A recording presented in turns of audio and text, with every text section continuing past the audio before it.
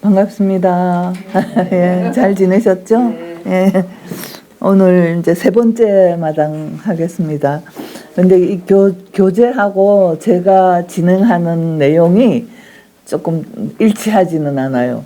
왜냐하면 교재는 너무나 압축적으로 내용을 집약해 놓았기 때문에 제가 이제 그 교재대로 하려니까 제 스타일하고 좀 안 맞고 그리고 이제 또 제가 이렇게 이제 하면서 좀 짚어보고 싶은 본문들이 있거든요. 그러니까 이제 그런 본문들을 짚어가면서 그렇게 하도록 하겠습니다. 그러니까 열마당하고 꼭 일치되게 진행되지는 않을 거고 아직까지 이제 확정이 안 됐기 때문에 말씀 못 드리는데 가을 학기에는 강사님을 모시고 예언서를 좀 공부할까 그래요. 구약성서에.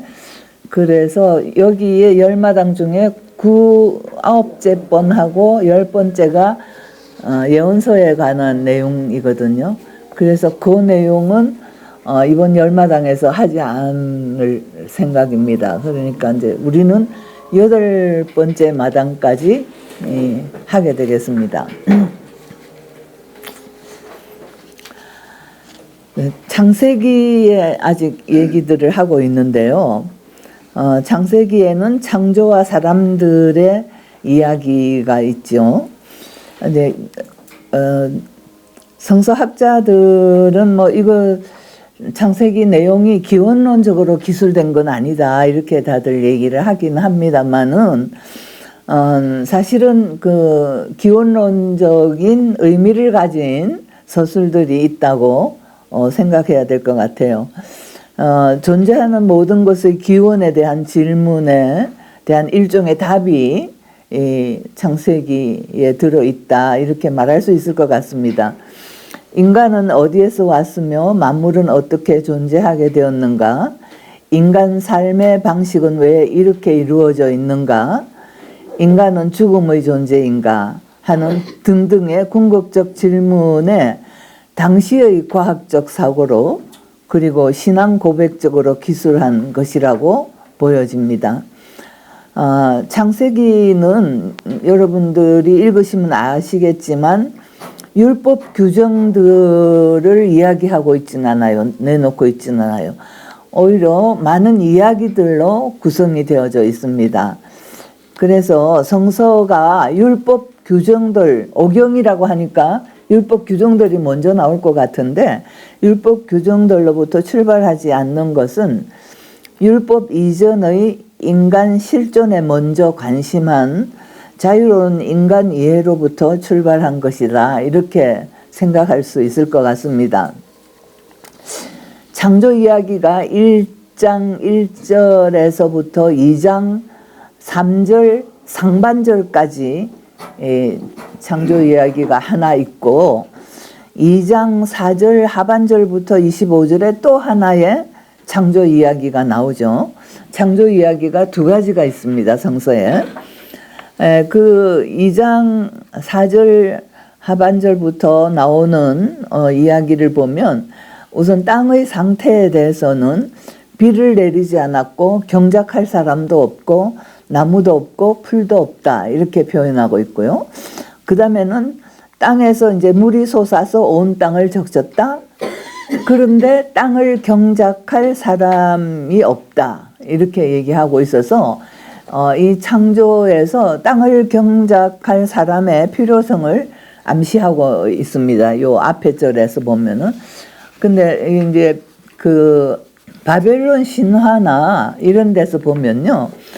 인간 창조, 거기도 이제 창조 이야기가 나오잖아요. 창조 이야기가 나오는데 거기에서는 왜 인간을 신들이 창조하는가 하면은 신들의 편의를 위해서 인간을 창조해서 일을 많이 시키자. 우리는 놀고 쉬고 이런 목적으로 인간을 창조했다 이런 얘기들이 있어요.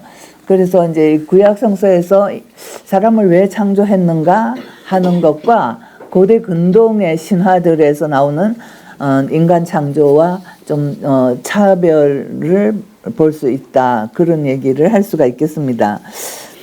그리고 이제 이 사람을 흙으로 사람을 지으셨다는 본문이 나오죠. 이게 이제 인간 이해에 대한 여러 가지 이제 얘기들을 만들 수 있는 그런 본문이라고 생각하는데, 사람은 흙으로 만들어진 존재고, 그리고 그 코에 하나님의 생명의 기운을 불어넣어서 생명체가 되었다. 그리고 동쪽에 에덴 동산을 만들고 사람을 거기에 두었고, 온갖 나무를 자라게 하고 한가운데 생명나무와 선과 악을 알게 하는 나무를 자라게 하셨다. 사람에게 선과 악을 알게 하는 나무의 열매는 먹어서는 안 된다. 먹으면 죽는다는 명령이 내려졌습니다.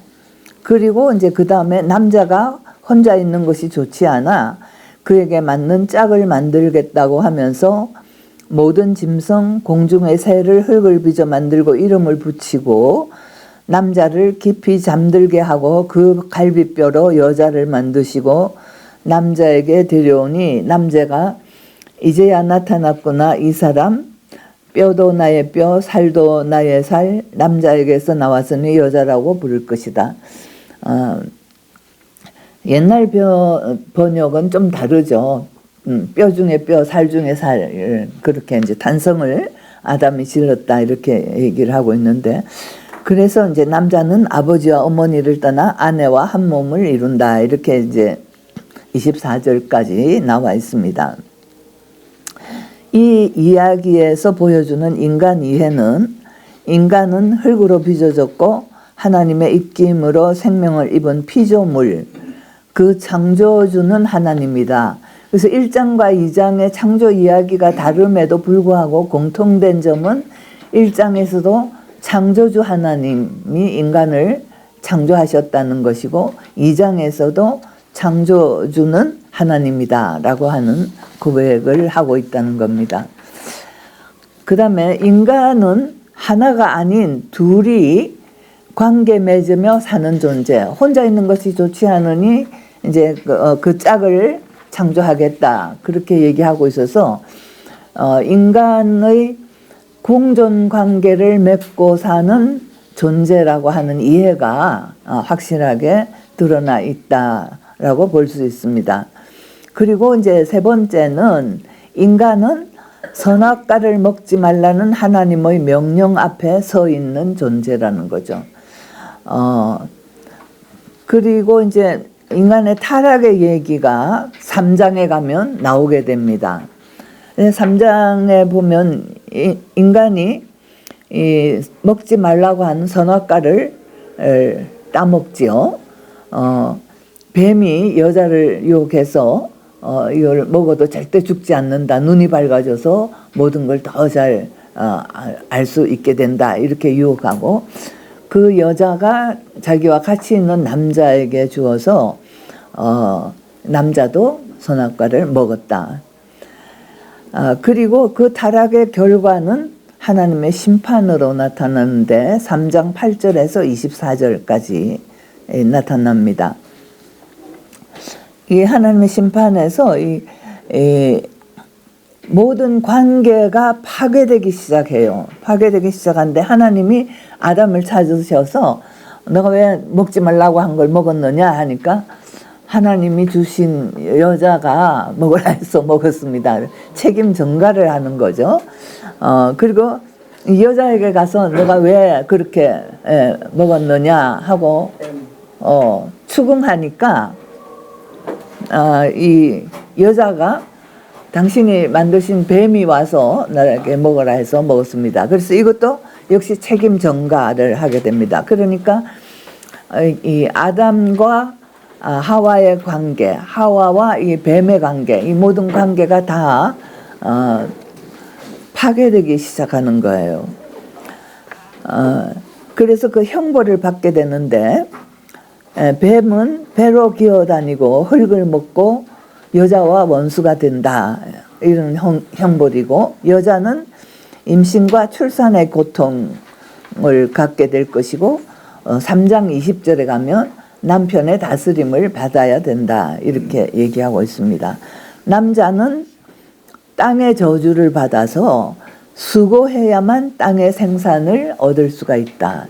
그러니까 여기 보면은 사실 이제 이런 하나님의 질서에 의해서 선악과를 따먹게 되고 선악과 따먹음으로 해서 이런 형벌을 받게 된다라고 얘기를 하고 있지만 사실은 성서 기자가 인간 실존적인 삶의 모습을 보니까 남자는 수고하면서 노동하면서 계속 이 땅을 경작하고 소출을 얻어서 먹을 것을 구하고 여자는 해산할 때 고통을 당하면서 해산을 하게 되고 하는 그 실존적인 존재의 모습을 보면서 이런 질서를 볼 수 있었지 않았나 우리가 이제 그렇게 추론할 수도 있겠습니다.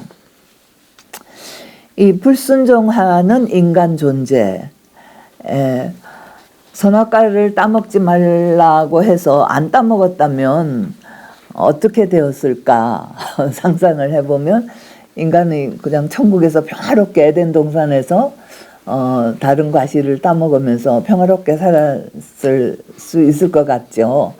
근데 이제 우리 실존은 그게 아니고 현실적으로 당면하고 있는 여러 가지 상황들이 있는 것입니다. 인간은 선악과를 먹지 말라는 명령 앞에 서 있는 존재. 그래서 순종과 불순종의 선택 앞에 서 있는 실존적 존재라는 것이 성서의 이해입니다. 인간에게 주어진 자유의지, 스스로의 선택과 책임에 의해 사는 존재로서의 인간 모습을 볼 수 있습니다. 그래서 어떤 그 유대 랍비는 하나님이 인간에게 준 가장 위대한 선물이자 운명적인 선물이 자유다 이렇게 말하고 있어요. 자유는 잘 사용되지 않으면 남용되는 것이고 인간은 사랑과 증오, 연민과 잔인, 은혜로움과 폭력 행함 같은 가치들 앞에서 선택하며 살아야 하고 그 선택에 대한 책임을 져야 하는 실존적 존재이다 라고 하는 것입니다. 인간은 늘 결단하며 살아야 되는 존재예요. 그냥 모든 선이 인간에게 주어져 있는 것이 아니라 선을 항상 선택해야 하는 결단을 해야 하는 존재다. 선악과의 금지는 제한의 의미보다 늘 결단하며 살아야 하는 존재임을 의미하고 자기의 생존을 의식하면서 그 방식을 스스로 결정하는 그런 존재라고 하는 것을 알 수 있습니다. 전적인 책임이 따르는 존재. 그러므로 인간은 고독하고 불안하지요. 기독교적 실존은 신 앞에서 자유로운 결단으로 응답케 하는 것입니다. 그러므로 선악과는 특별한 방식으로 하나님과 관계 가짐을 표현한 것이다. 이렇게 말할 수가 있겠습니다. 그 다음에 이제 인간관계, 남자와 여자의 관계에 대해서 우리는 이제, 혼자 있는 것이 좋지 않아서 짝을 창조했다. 성서에서 그렇게 얘기를 하고 있는데, 이 성서는 아담만을 창조하지 않았지요. 혼자 있는 것이 좋지 않다라고 하면서 인간은 서로 공존하며 사는 관계적 존재로 창조되었음을 말하고 있습니다. 아담이 창조되었지만 남자로 처음에 불려지지 않았고 여자를 창조한 후에 남자로 불려졌습니다. 그래서 처음에 창조되어진 아담, 하아담, 그 아담은 자웅동체적인 인간이 아니었나 이런 해석을 하는 학자들도 많이 있습니다.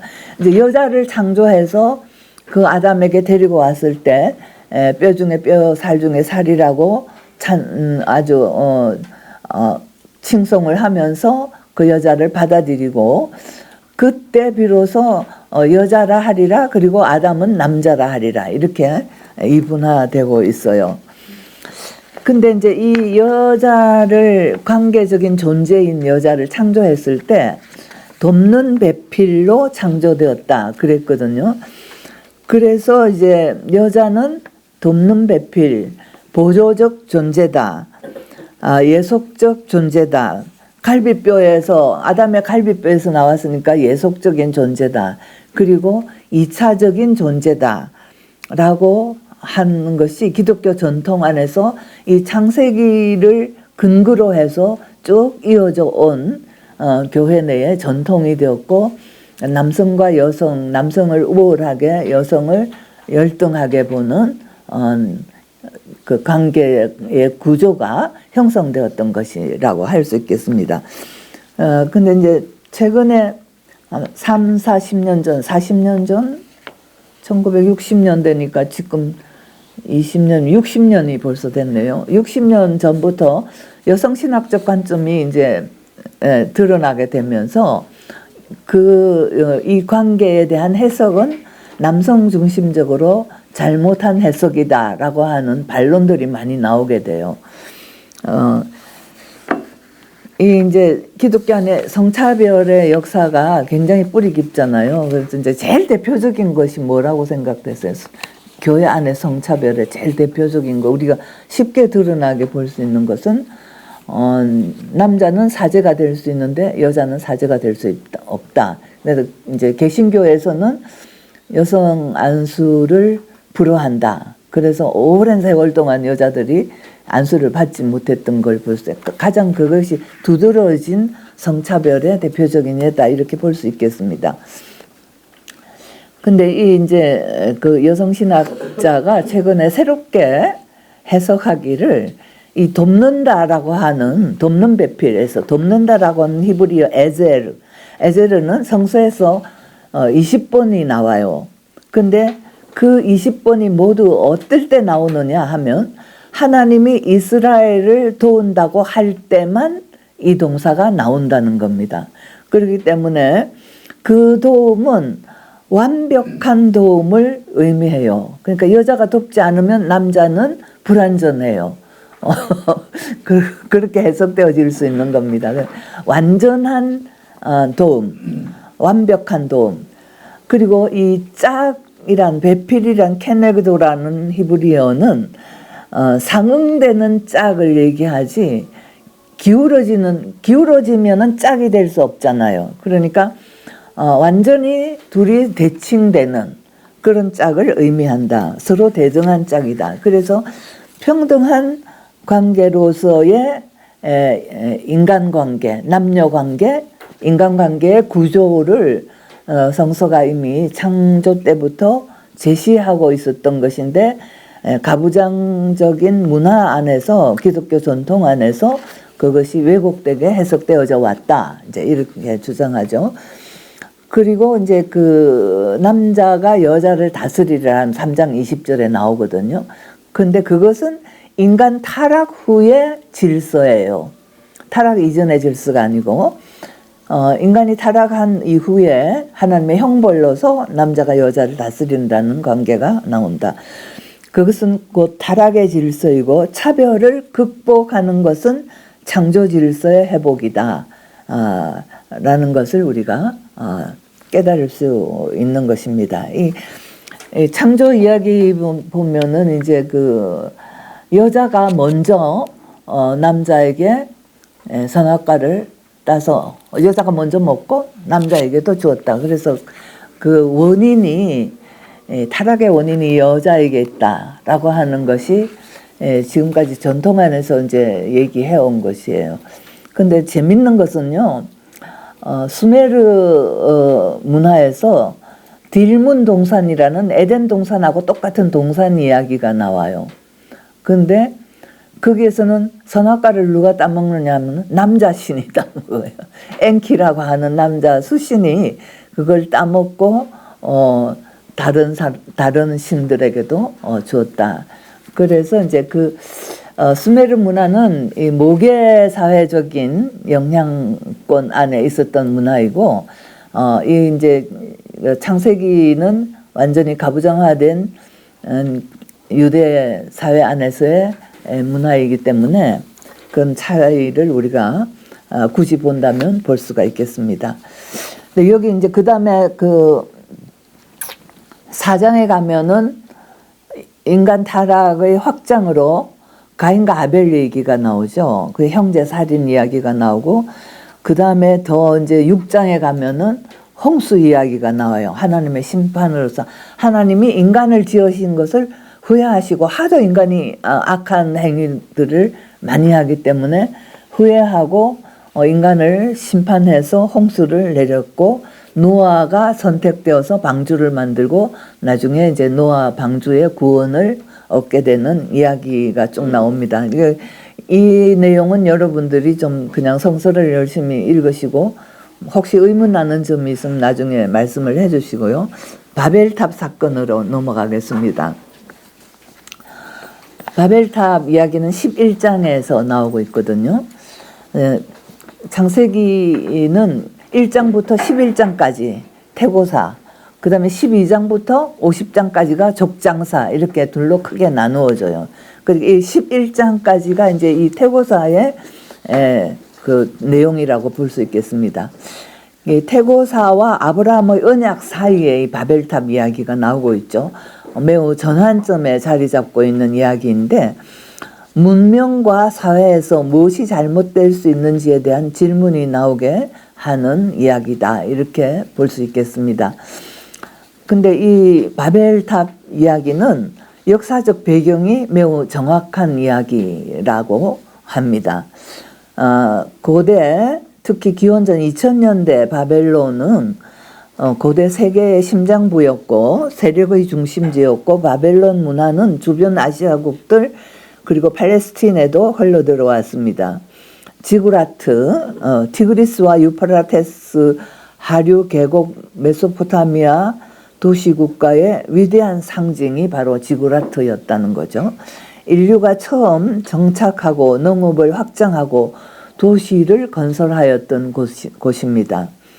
바벨탑 건축은 당시 인류 문명 발전의 성격을 상징하며, 도시와 탑의 건축은 고대의 중동 치수 문명을 나타내는데, 홍수, 천재지변에 대한 방제로서 거대한 탑을 건축했고, 따라서 벽돌 제조 등의 건축 자재 발달과 건축 기술이 매우 발달했던 것을 알 수 있습니다. 그러니까 이제 농업을 확장하고 정착하고, 인류가 정착하게 되면서 이제 그 자기들의 삶을 윤택하기 위해서, 이게 농업에서 제일 중요한 게 치수거든요. 치수 관리가 중요하기 때문에 그것에 굉장히 이게 발달이 되어 있고, 우리가 이제 뭐 그 세계 그 여행이나 이런 걸 하게 되면 치수 문명이 얼마나 발달되어 있는가 하는 고대 문명을 볼 수 있잖아요. 그 이스라엘도 보니까 굉장히 그 수로를 많이 만들어 놓고, 지하에도 그 실로암까지 들어오는 물을 끌어당기는 게 한 제가 정확하게 기억을 못 하겠는데 하여튼 1km 가까운 수로를 만들어서 실로암까지 물이 들어오게 그 지하로 굴을 뚫어 놨더라고요. 그 굴을 제가 이렇게 통과해서 가봤거든요. 그 여행할 때. 근데 치수 문명이 굉장히 중요했고, 이 치수 문명이 잘 되어 있으면은 그 문명이, 도시 문명이 굉장히 발달하게 되어 있죠. 그러니까 도시 문명이 발달하면서 건축을 하게 되고, 이 건축을 하면서 이제 여러 가지 기술들, 건축 자재에 대한 기술들, 이런 것들이 발달하게 됐다. 그래서 큰 도시가 이루어졌고, 이 바벨탑 건축은 인류 문명 발전의 성격을 상징한다, 이렇게 볼 수가 있겠다는 겁니다. 그리고 그 거대한 건축물의 건축은 당시 사회 지배 세력의 막강한 위력을 나타냈다, 이렇게 볼 수가 있죠. 지구라트는 꼭대기가 하늘에 닿는다는 생각으로 쌓았다. 11장 4절에 보면은 그런 내용이 나옵니다.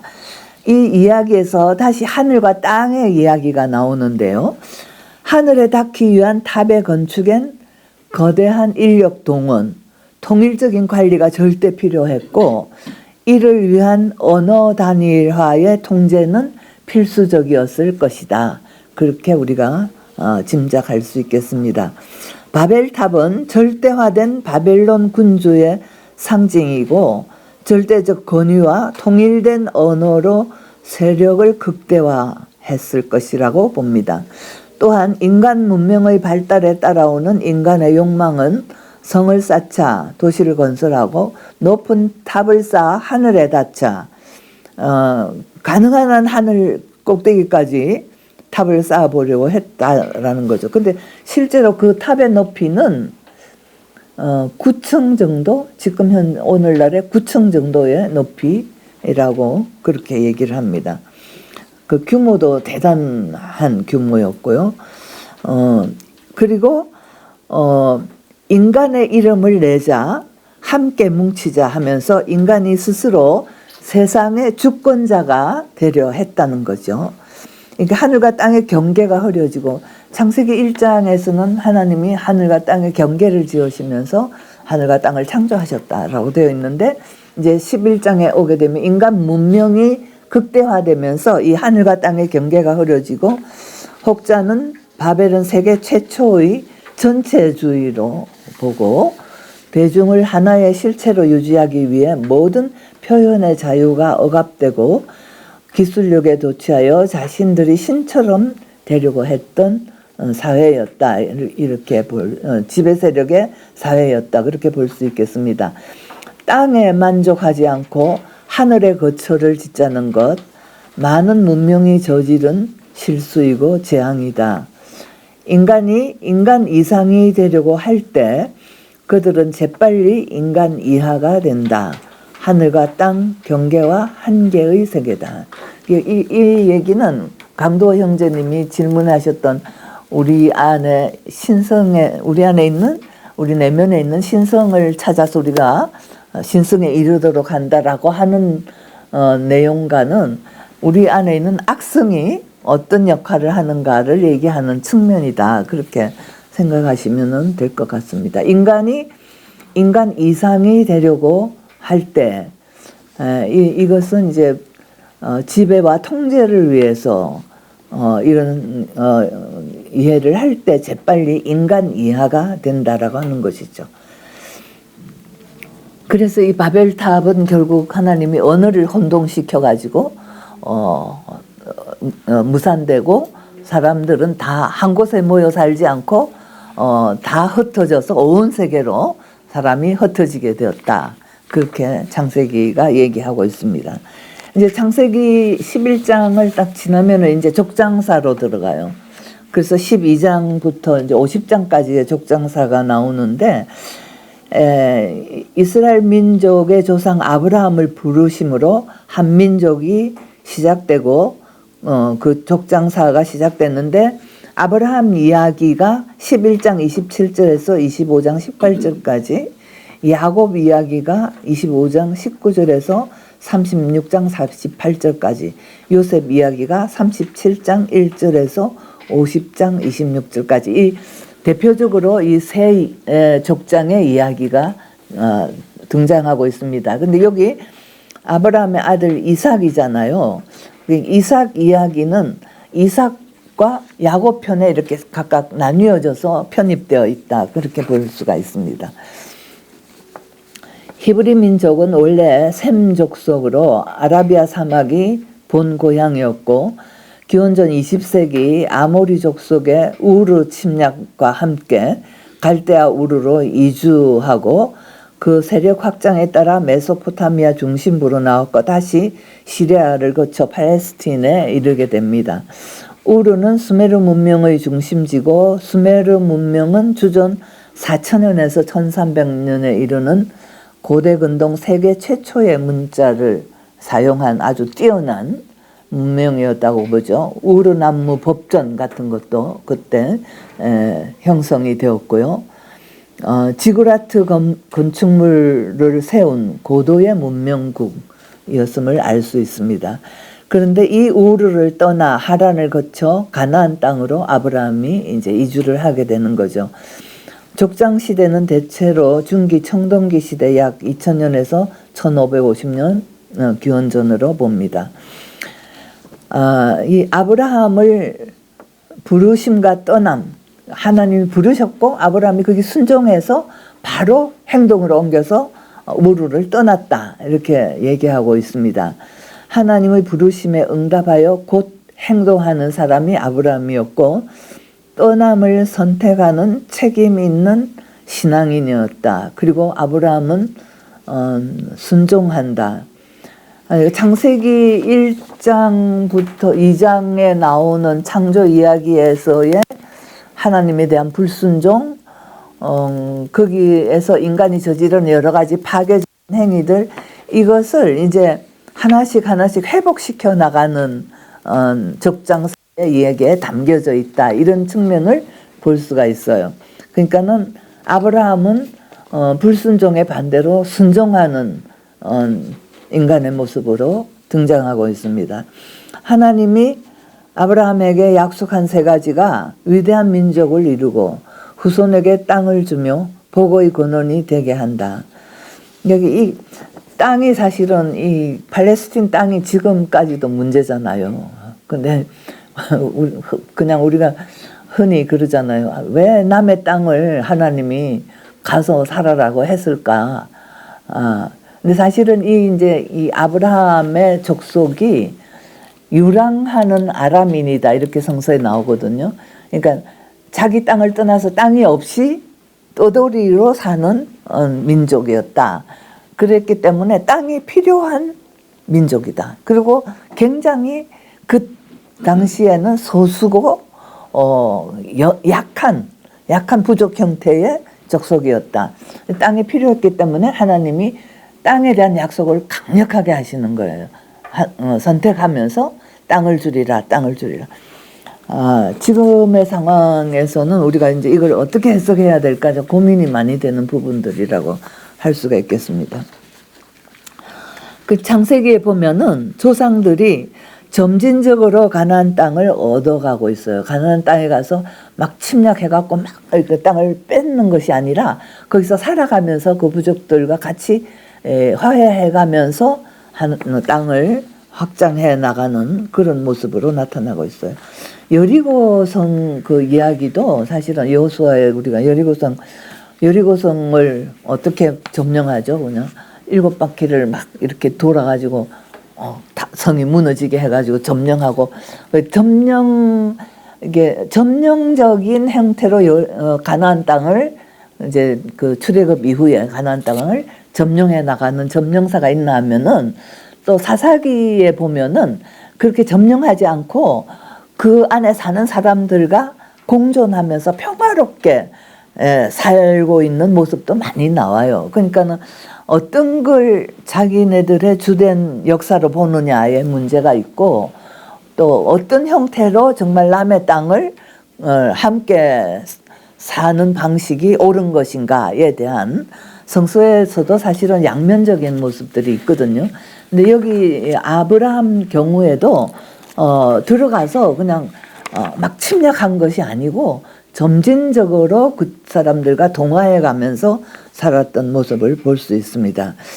그런데 이제 하나님께서 이 아브라함에게 온 인류가 너로 인하여서 복을 얻게 되리라 하는 인류의 대표성을 주고 선택하는 민족적 선택을 하시는 부분이 나옵니다. 이는 이제 창조 때 생육하고 번성하여 땅에 충만하라는 하나님의 약속 비전을 아브라함에게서 다시 펼쳐나간다, 그렇게 볼 수가 있겠죠. 조너선 섹스라고 하는 유대 랍비가 있는데, 이 사람이 요즘 이게 이제 그 시리즈로 창세기 출애굽기 쭉 해석서를 쓰고 있어요. 그런데 아브라함을 이런 인물로 평가합니다. 새로운 신앙인이다. 그 우르의 우상을 깨뜨리고 우상을 파괴하고 떠나왔다라는 점에서 새로운 신앙인의 모습을 갖고 있다. 그리고 모범적 미덕을 갖추고 있다. 나그네를 환대했고 조카 롯을 위한 전투를 했고, 그리고 이게 영웅적이지 않은 영웅, 그러니까 막 그 우두머리로 나서서 자기가 리더십을 발휘하는 것이 아니라 이게 사람들과 함께 하면서 사람들을 이끌어가는 그런 영웅의 모습, 이런 걸로 표현해서 상당히 이제 그 아브라함에 대해서 긍정적이고 미화된 그런 인격으로 표현하고 있어요. 그래서 여기 이제 떠나라, 아브라함이 떠났다는 것에 대해서 여러 뭐 설교도 많이 하고 설명들이 많잖아요. 근데 이분은 모든 것을 떠나라, 이것은 하나님이 떠나라고 한 것은 인간을 예측 가능하고 부자유하고 한정되게 만드는 모든 것을 떠나라는 의미이다, 이렇게 얘기하고, 사회적인 힘, 가족의 압력, 출신 배경을 다 뒤로 하라. 이는 시대적 우상에게 도전할 용기, 다르게 그 시대의 삶과 다르게 될 용기, 이런 것들을 가짐을 의미한다. 이런 것들을 떠나라고 했다. 우르의 최대 문명을 등지고 떠난 것은 이렇게 해석되어질 수 있는 부분이 있겠다 싶습니다. 믿음은 위의 약속들이 성취되지 않았음에도 약속에 대한 신뢰를 잃지 않고 살 수 있는 능력이다. 실망을 경험하면서도 희망을 잃지 않고 현실과 이상 사이에 길이 멀다는 것을 알면서도 기꺼이 그 여정을 떠나는 것이다. 그러니까 아브라함이 사실 떠나라고 하나님의 명령을 받았을 때는 보장된 아무것도 없는 상태에서 떠난 것이고, 그리고 사실 이게 땅의 약속, 후손의 약속을 주셨는데 땅을 금방 얻지도 못했잖아요. 너무나 오랜 기간을 지나면서 얻게 됐고, 후손도 사라가 인순하지 못했죠. 나중에 이제 아브라함과 사라 얘기에서 나오겠지만, 후손도 약속하신 하나님의 약속과는 다르게 굉장히 우여곡절 끝에 후손을 얻게 되는 그런 모습을 볼 수가 있는 겁니다. 그럼에도 불구하고 신뢰하고 희망을 잃지 않고 자기에게 보장된 현실들을 떠나고 새로운 것을 향했다 하는 것이 이것이 이제 믿음의 조상이 되었다라고 하는 얘기입니다. 근데 이제 왕대일 교수님은 이런 부분들을 다 이제 넘어서 여기서 스킵해 버리시고 아브라함의 어떤 모순된 행동에 대해서도 전혀 언급 없이 이제 넘어가셨거든요. 근데 이제 보면은 이게 이제 성서는 오히려 솔직하게 믿음의 조상들을 미화하지 않고 인간적 실수나 잘못을 솔직하게 드러내고 있어요. 이게 아브라함과 사라 하갈의 얘기에서 나옵니다. 일단 아브라함과 사라의 경우를 보면 그곳에 기근이 들어서 아브라함과 가솔이 애굽으로 내려갔는데 사라가 너무 아름다웠기 때문에 그 왕이 사라를 보고 매력을 느꼈는데 그 사라 때문에 아브라함이 자신이 죽을까봐 누이라고 속이고 위기를 모면하고 후한 소득과 안전을 보장받았어요. 근데 이제 그 사라가 당면할 수 있었던 위기는 성서의 본문에서는 하나님이 사라의 위기를 모면해 주셨다, 이렇게 이제 얘기하고 있거든요. 그런데 이제 여기에 사라는 전혀 무언의 모습으로 나오고 있었고 순종의 모습으로 아무 목소리가 없어요. 자기의 감정이 어땠는지, 그 공포심이 어땠는지 이런 거 전혀 언급이 없거든요. 그러니까 우리는 사라에 대해서는 알 수가 없어요. 그런데 이 아브라함의 잘못을 솔직하게 드러낸 성서의 용감성에 대해서는 말을 많이 하는데 그 사라의 존재에 대해서는 언급이 전혀 없다. 해석 부분에서 해석을 하는 사람들조차도 아내를 성적 도구로 이용한 당시 가부장 사회의 모순에 대한 비판이 필요하다.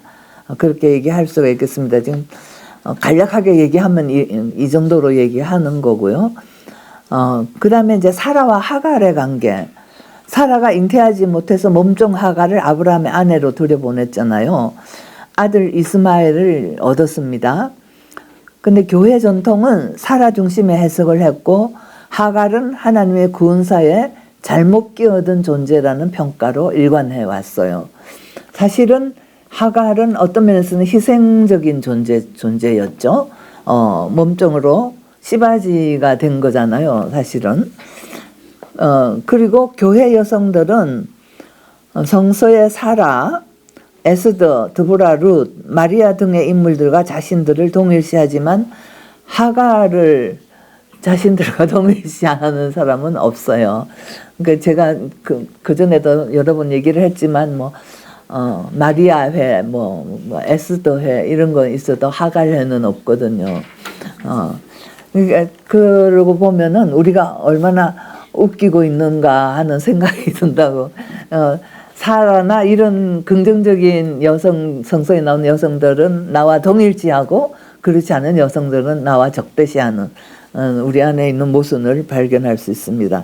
하갈은 이방인이었고 노예 신분이었고 가난하고 보잘것없는 존재였고 사라는 믿음의 모형이지만 하갈은 하나님의 구원사의 계보로 될 수 없다는 인식이 깔려 있습니다. 근데 아이를 임신한 하갈이 사라를 무시했고 사라는 하갈을 학대했어요. 결국 하갈이 도망치고 사막에서 죽을 지경에 이른 하갈 앞에 하나님이 나타나셔서 하갈을 살려 사라에게로 돌아가게 합니다. 여기에 왜 사라에게로 돌아갔나 사람들이 많이 질문해요. 그 후 이스마엘을 낳았지만 사라가 자기 아이 이삭의 상속권을 뺏기게 될까봐 하갈과 이스마엘을 추방합니다. 여기에 아브라함도 동조하고 있어요. 이 아브라함은 굉장히 여기서 무능하게 나와요. 이스마엘에 대한 많은 아픔이 있으면서도 사라에게 모든 정권을 위임하고 사라의 뜻대로 하라고 하는 거죠. 다시 사막에서 아이의 죽음 앞에 하갈이 울부짖고 하나님이 나타나서 하갈에게 축복을 합니다. 이스마엘도 큰 민족을 이룰 것이고 하나님은 결코 하갈을 버리시지 않았다. 큰 민족의 어머니가 되게 할 것이라.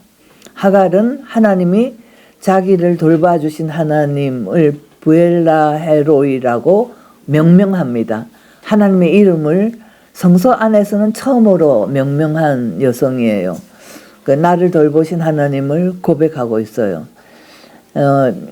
흑인들은 만약 성서에 하갈의 이야기가 없다면 성서는 자기들과는 무관할 것이라고 얘기를 합니다. 이 하갈은 흑인들의 문학 작품에 많이 등장하고 굉장히 많이 소재가 되고 있습니다. 제가 이거 참고도서 랍비 조나선 섹스, 김대옥, 옹김, 랍비가 풀어내는 창세기, 또 랍비가 풀어내는 출애굽기가 또 곧 나왔는지 곧 나올 것이다라고 하고 있어요.